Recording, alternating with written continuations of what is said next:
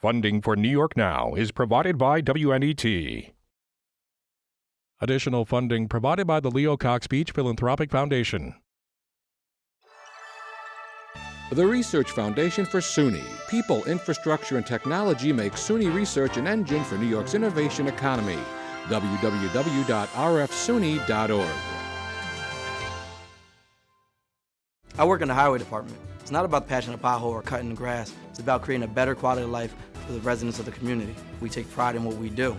I was born in this community, I was raised in this community, and I'm proud to provide service to the residents in this community.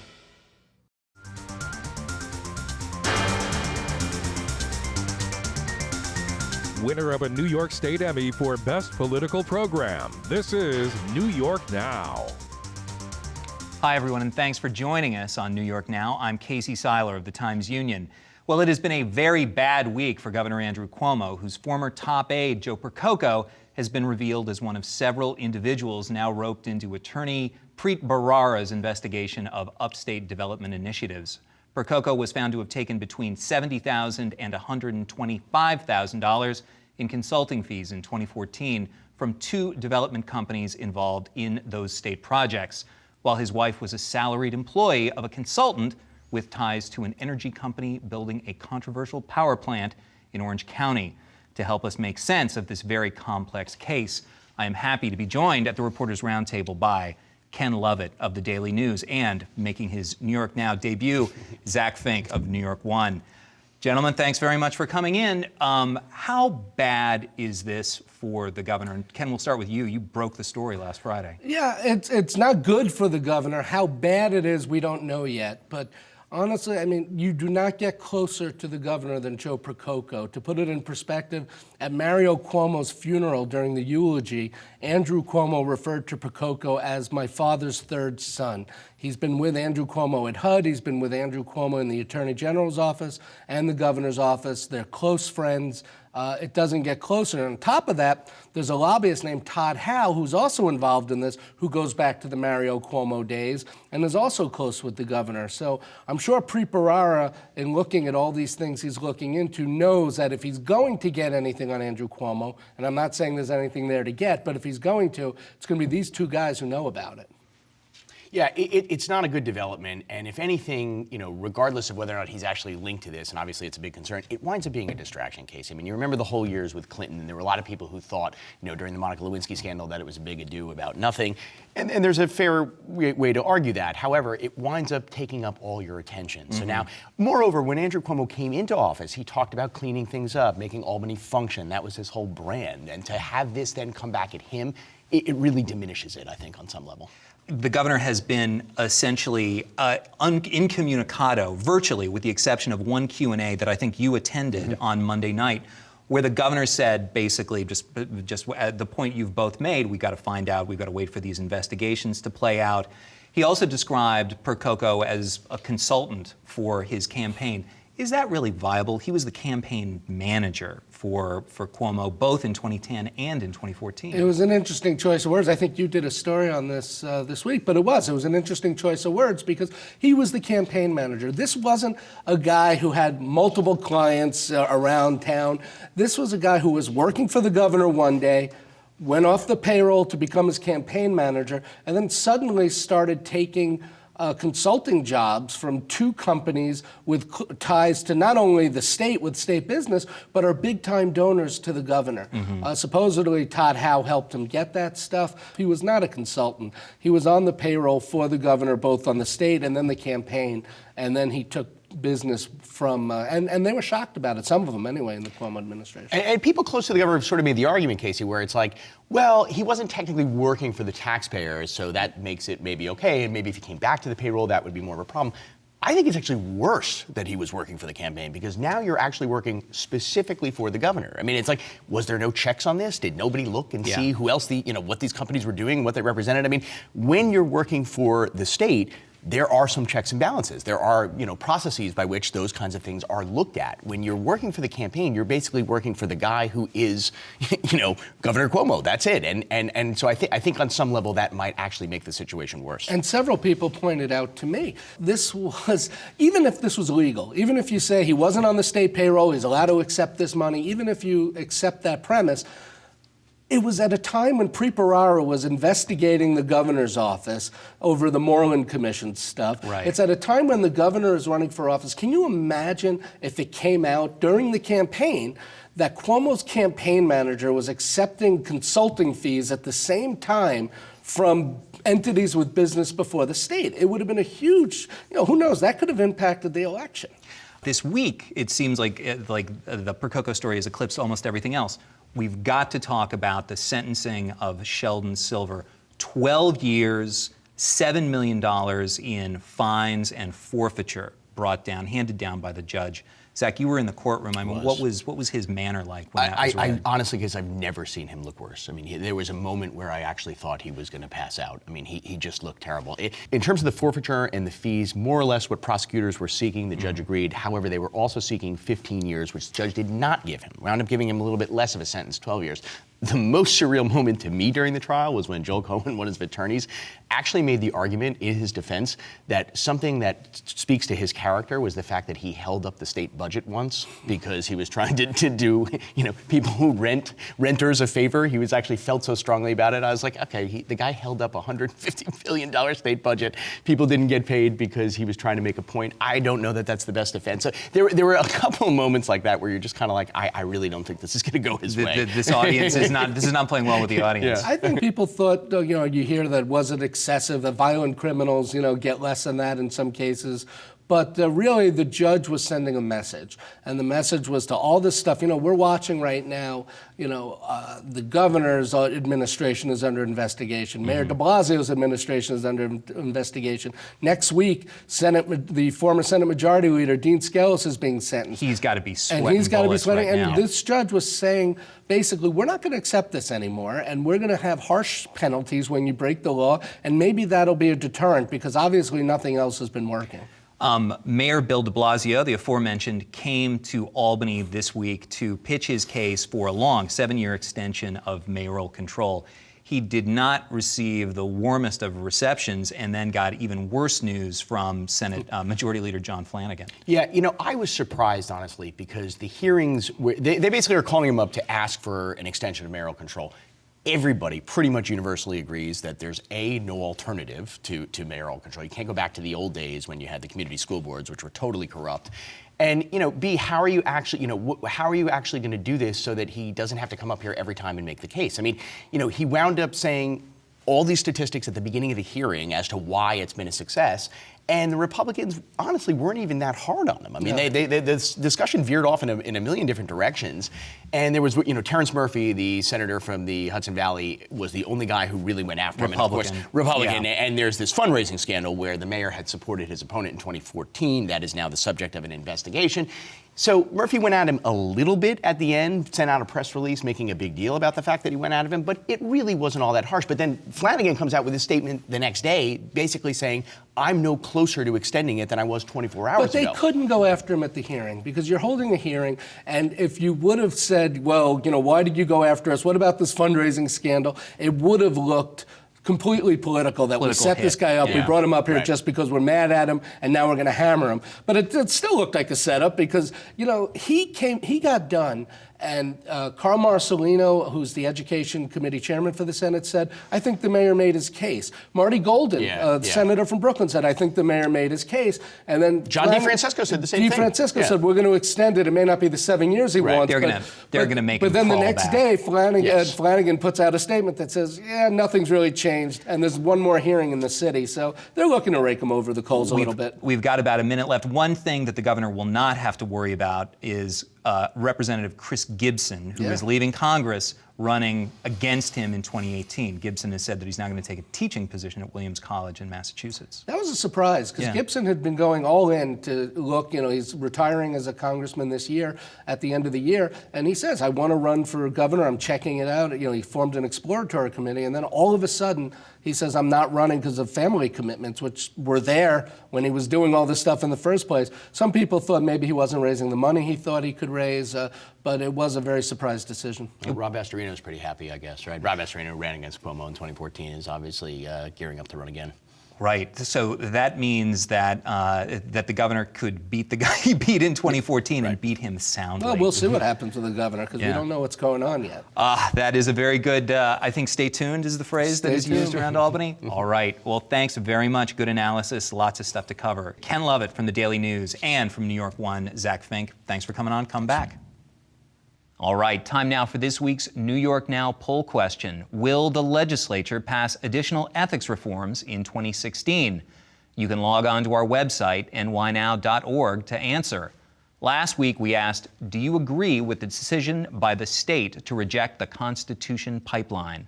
73% said yes.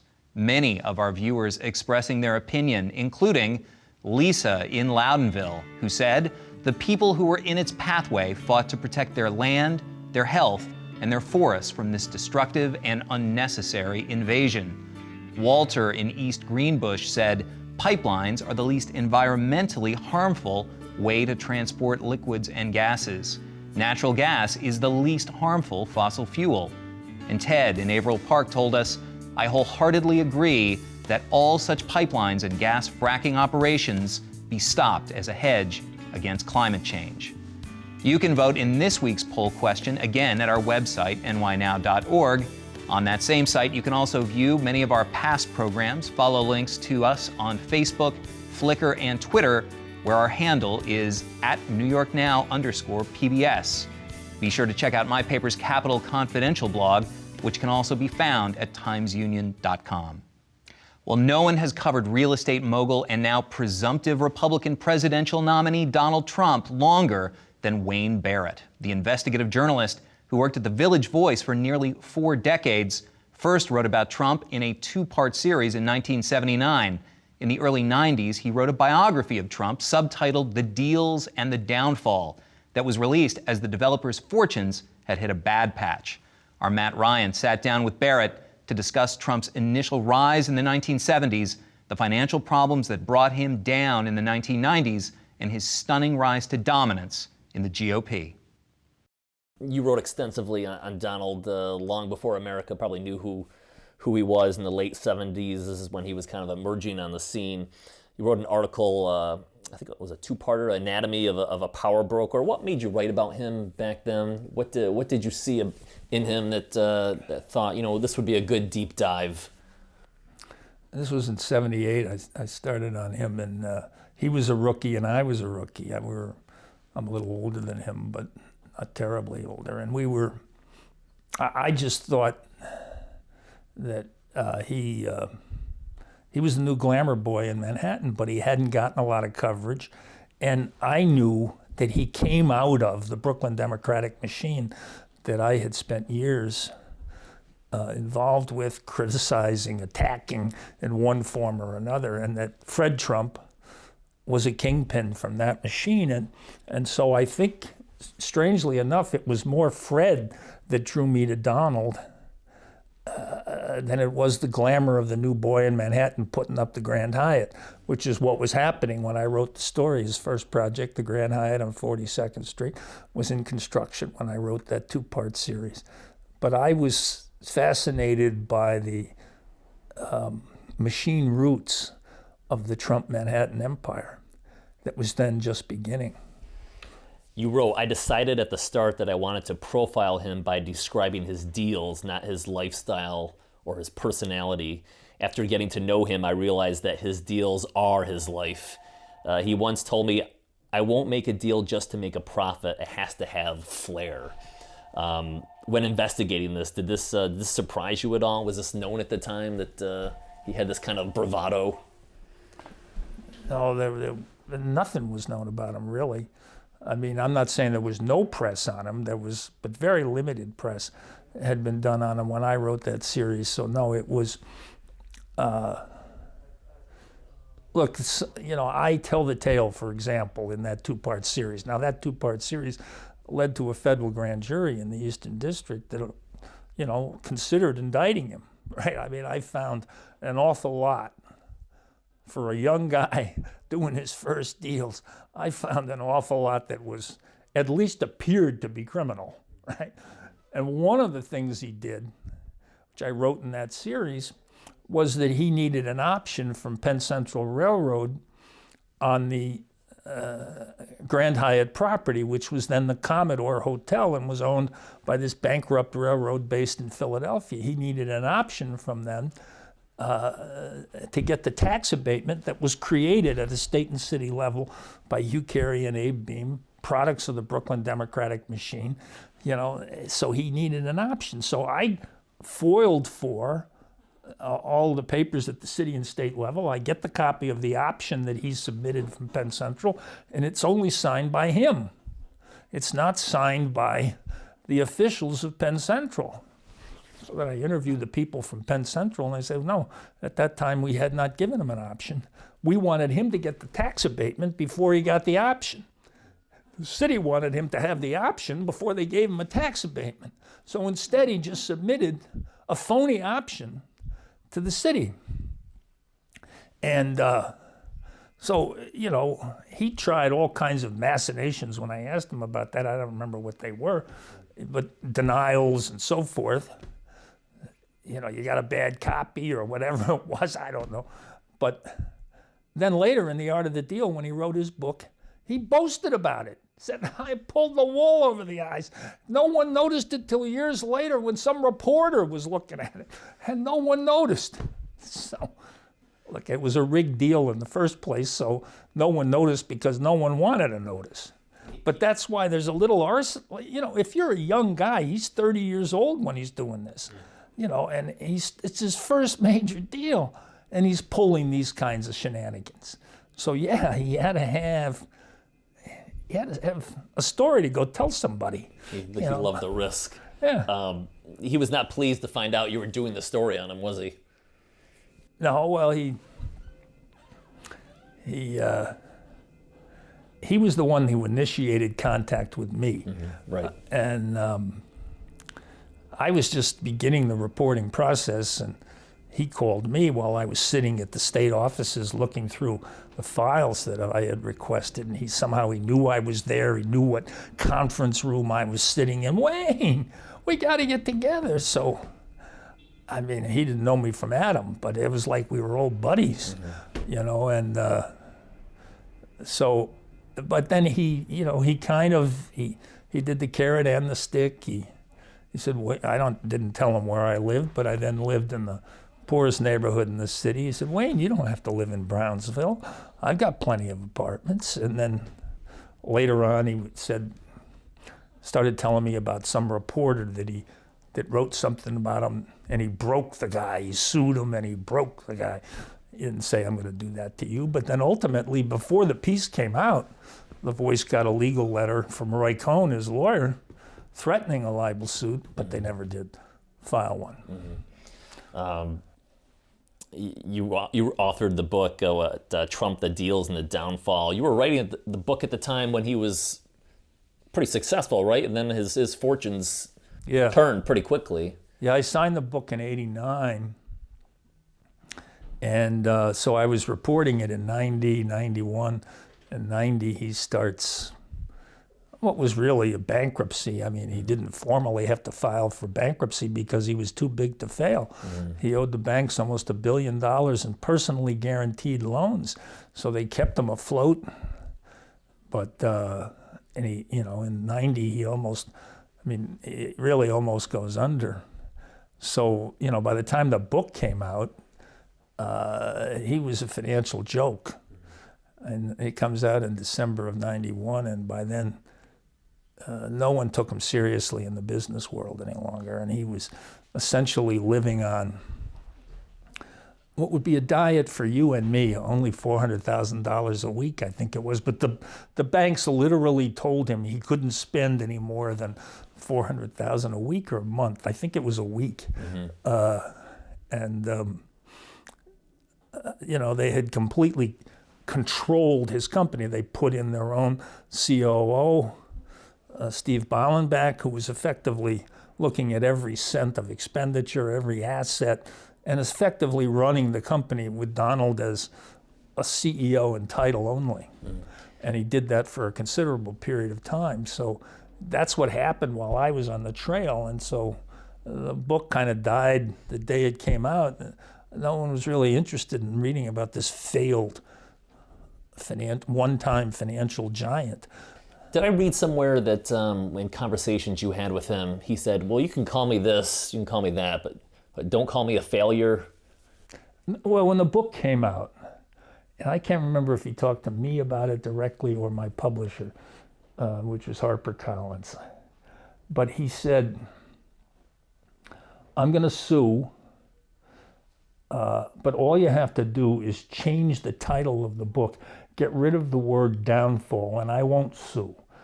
And, Tim O'Brien, who's now with Bloomberg, was my research assistant on the book, and he subsequently wrote his own book years later called Trump Nation. And Donald did sue him, and it went on for 7 years. Right? And the only reason why he sued Tim was because Tim said he wasn't worth but a few $100 million. I have like 25 Bob associations critical to the business life of Donald Trump. You can say anything you want about him, and he isn't going to sue you. But if you say he's not worth what he claims he's worth, he's going to sue you. That's when you really get into his heart.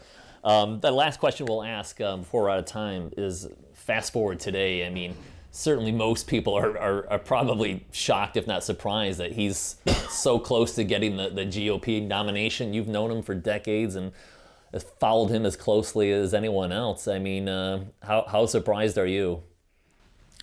Well, I never thought he'd go this far. I don't think he ever thought he'd go this far. He and Roger Stone, I think, decided to do this thing for some crazy reason. I don't think either of them expected to be where they are today with this. And it's a commentary on the state of the Republican Party more than it is a commentary on the state of the country. If you go decades since Lee Atwater or before,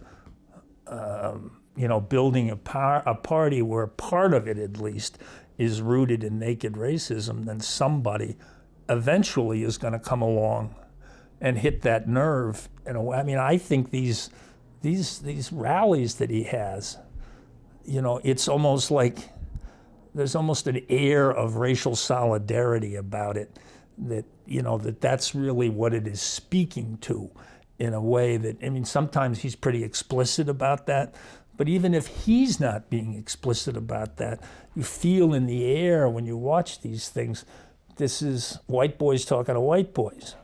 We already understand the real message here. And the party has done a good job of covering that up for a long time, of keeping a curtain on top of what has really become the white people's party of America. But Donald is, cut through all that cloth. And he's making it much more explicit. And eventually somebody was going to do that, and with his skills, which are pretty remarkable skills as a public personality, and with the aid of broadcast journalism, I think print journalism has been okay, really. The coverage of him in print has been okay. He's dominated the cable news shows, there's no question. I'm talking about that you're in the business, but the normal thing is if the New York Times runs an investigative piece, which they've done 3 or 4 excellent investigative pieces on Donald, they at least get discussed on cable TV, but that doesn't happen. Washington Post guys have done Marvelous stuff. Political, marvelous stuff. These are the major news organizations in the United States. They can't get a minute of airtime, these stories. You know, usually you get the reporter who wrote the story is on the air, there's a discussion, what does this mean, what does that mean? So print is doing its job. I think they could do a better job, but they've done a reasonable job. And television just won't do what it's supposed to do, what it does with every email story about Hillary. If there's one line of news in it, it's on the air all night. But, you know, it's been remarkable how television journalism, I've always thought ratings was part of it, but I thought there was some journalistic accountability here, but there appears to be none. It's completely determined by the narrative they're trying to sell. All right, well, Wayne, thanks for your time. Appreciate it. Thank you. It's been a pleasure. All right, a reminder, if you missed any of this program or want to watch any of our hundreds of others online, just head to our website, nynow.org. We leave you today with footage from New York City. For Matt Ryan and everyone here at New York Now, thanks for watching, and we'll see you next time right here on your local PBS station.